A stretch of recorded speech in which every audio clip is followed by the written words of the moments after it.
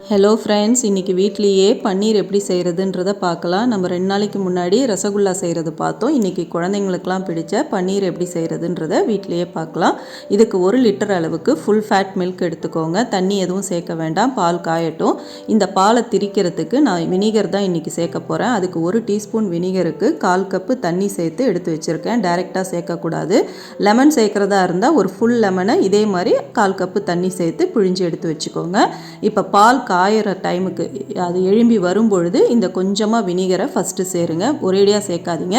சேர்த்து இந்த மாதிரி கிளறி விடுங்க. அது அப்படியே திரிஞ்சு வரும். அதுக்கப்புறம் மீதி இருக்கிற வினிகரையும் சேர்த்தா நமக்கு ஃபுல்லாக பால் திரிஞ்சு வந்துடும். இப்போ பாருங்கள், அடுத்து கொஞ்சமாக இருக்கிற வினிகரையும் சேர்த்துட்றேன்.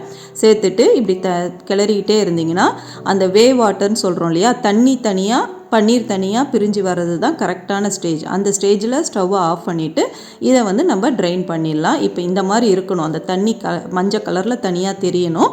அந்த ஸ்டேஜில் ஆஃப் பண்ணிவிடுங்க.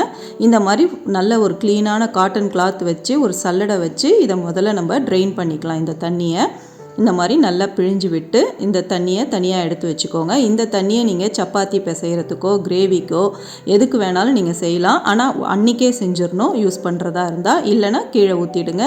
தேவையில்லைன்னா அதை 2 நாள் வச்சுருந்தெல்லாம் யூஸ் பண்ணக்கூடாது.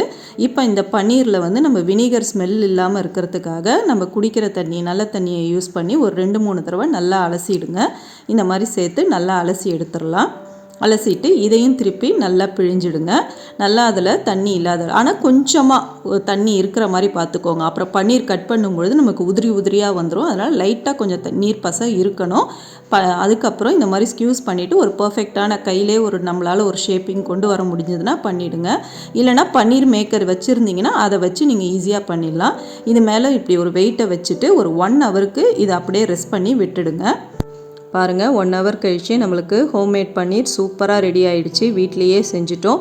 பன்னீர் மேக்கர் வச்சு பண்ணிங்கன்னா அந்த கார்னர்ஸ் கொஞ்சம் உதிரியாக இல்லாமல் நமக்கு கிடைக்கும். பர்ஃபெக்டாகவே ஷேப் கிடைக்கும். அமேசானில் கிடைக்கிது அந்த பன்னீர் மேக்கர். நான் உங்களுக்காக இப்போ இந்த மாதிரி செஞ்சு காமிச்சேன். அதனுடைய லிங்க் நான் டிஸ்கிரிப்ஷனில் கொடுக்குறேன். செக் பண்ணி பாருங்கள். வேணும்னா வாங்கி அதே மாதிரி செய்யுங்க. இந்த பன்னீரை நம்ம 4-5 நாள் கூட ஸ்டோர் பண்ணி யூஸ் பண்ணலாம். ஏன்னா நம்ம வீட்லேயே செய்கிறதுனால. இதே மாதிரி இந்த வீடியோவை பிடிச்சிருந்துச்சுன்னா லைக் பண்ணிவிட்டு கமெண்ட் பண்ணிவிட்டு மறக்காமல் பெல் பட்டனை தட்டி விடுங்க. அடுத்த ரெசிபியோட சீக்கிரமே சந்திப்போம். தேங்க்யூ.